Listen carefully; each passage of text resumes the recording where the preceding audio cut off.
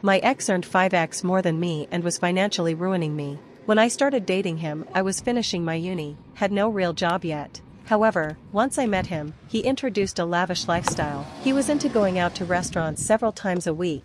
He had expensive hobbies which he wanted me to take part in, and he wanted to go on weekend trips often. I quickly realized that if I wanted to stay with him, I'd need to get a job. I decided to take a year break from uni and I started working.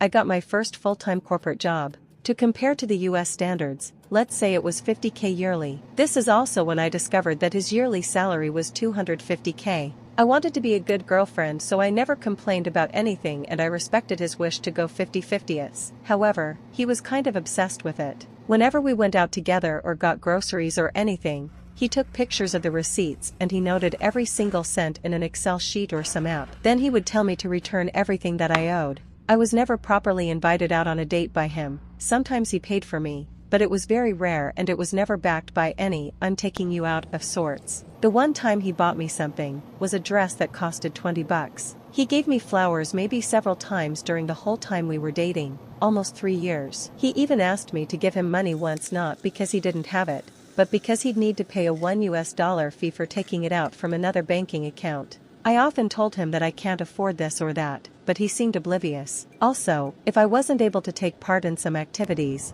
he would simply go with someone else or not include me at all. One day I lost one of my 2 jobs and I asked him to help me out financially. He told me that he didn't want to feel used by me and that he could buy me lingerie instead. That felt like a slap in the face. I've never met a man both so rich and so cheap at the same time. I have zero respect.